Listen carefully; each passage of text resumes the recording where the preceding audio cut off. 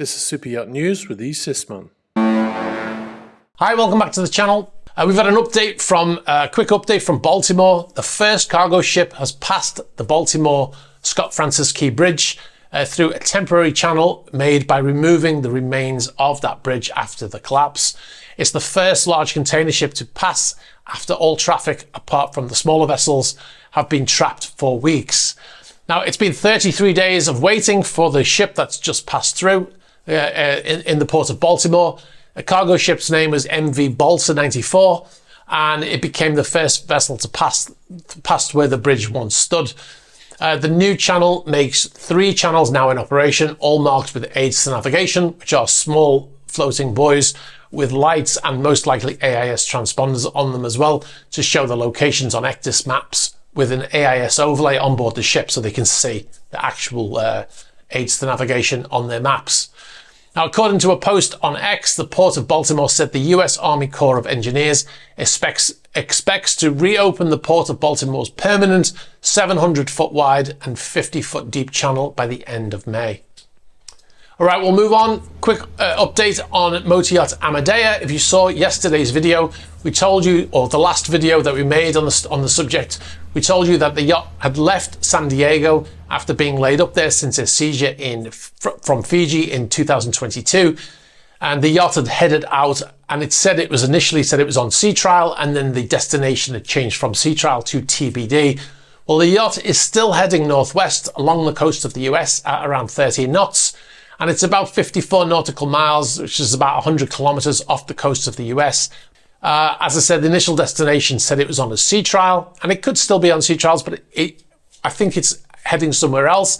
The actual destination of the yacht is currently unknown. We believe the yacht is heading to a dry dock facility, which has been scheduled for May. All right, we'll move on. As we mentioned in a previous episode of Super Yacht News, Joe Lewis, the owner of Aviva, recently had a massive fine for insider trading, $55 million, including the company that he owns also got fined $50 million. He got a private fine of $5 million, sorry.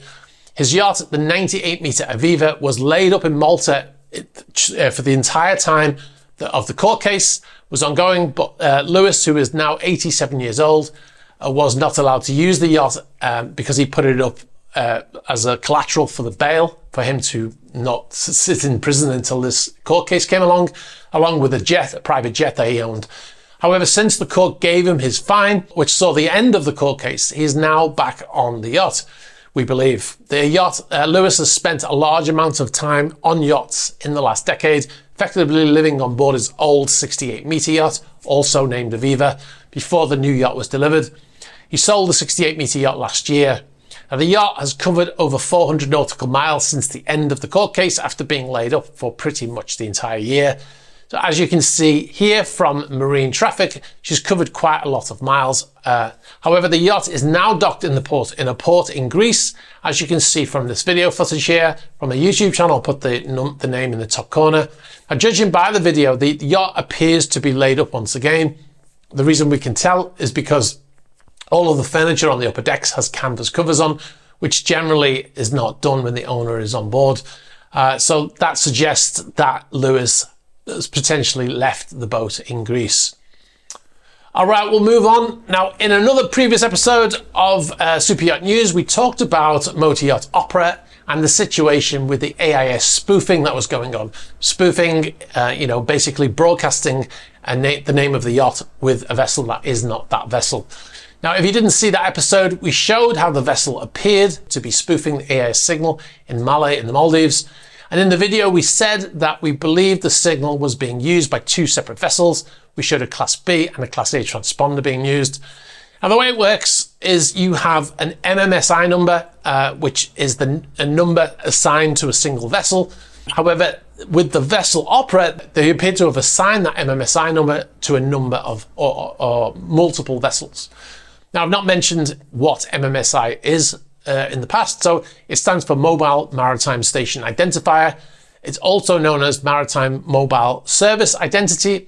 It's effectively a maritime vessel's international telephone number. It's a temporarily assigned user ID issued by the vessel's current flag state, unlike the IMO number, which is a permanent global user ID. MMSI number. If you wanted to make a direct call through a VHF or a MFHF radio, you can type in the MMSI number to make something called a DSC, or digital selective calling. Anyway, we've had an update in the way of information coming from another AIS application. We're contacted by a company that has an AIS application, send us some information using this different application, where he typed in the MMSI number of the motor yacht Opera, and he was able to see a list of all the vessels connected with that yacht, and they're all displaying the same MMSI number. I'll put it on screen so you can see it. It shows Opera at the top. You can see the IMO number listed and the MMSI number next to it.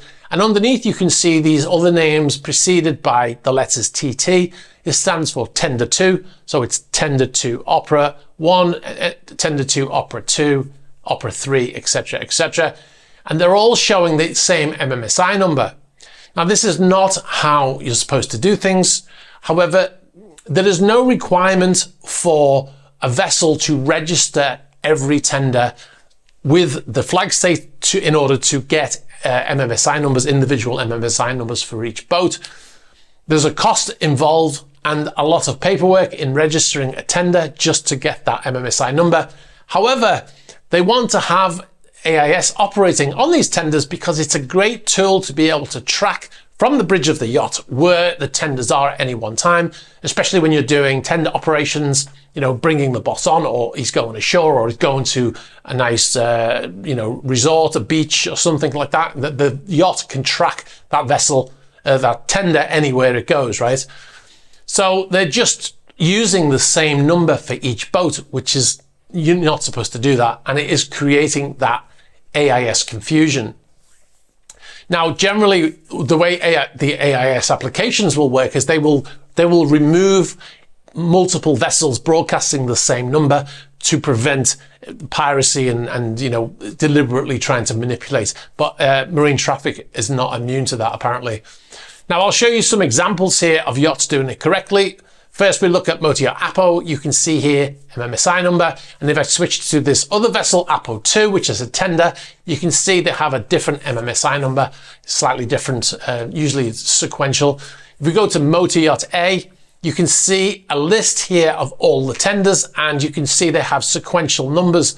Now, the number of the main vessel has changed because the vessel changed flag states numerous times since those original numbers were added to the tenders, and they haven't updated them. Also, those tenders haven't broadcast to AIS for a long time since the vessel has been hiding out in Dubai. So they're probably no longer registered, as the main yacht changed flag states from originally Bermuda to London to Marshall Islands, and then it went to the Isle of Man, and now it's with Sierra Leone. We've got some documents about the US lawsuit. A chap that we mentioned in that video called Magin Luis Caballero, who's from Texas, and he was on board the vessel when the accident happened, and he's suing the US government for $10 million. All right, guys, a new podcast that's gone live today on the podcast channel at Yacht Report Podcast on YouTube. If you type at Yacht Report Podcast into YouTube, you'll find the channel. We haven't made any new podcasts for a while, but now we have got a new one. The episode is called The Dry Dock, The Cook, and $10 million. Very interesting. It's about a lawsuit from one of the people who was injured on board when it fell over in that dry dock in Scotland last year. Check it out on YouTube, or you can listen to it on Spotify and Apple Podcasts for the audio-only version. And be sure to join us on Patreon. You can support the channel, and we have extra videos published weekly, such as behind-the-scenes videos and a Patreon chat series. We also uploaded a car video last night from a recent Porsche event, if you're missing the car stuff. So you can find that at patreon.com/esysman. Now, if you've got any information for us about any stories here or any other stories, please be sure to get in touch. The normal fashion, you can get us at the email address and the ticker. You can get us on the About page of the YouTube channel. You can get us on Instagram, on Facebook Messenger, on Twitter, and on Threema. Please be sure to like this video, hit the subscribe button, and hit the bell for future notifications. All right, guys, thanks very much for watching, and I'll catch up with you soon. Bye-bye.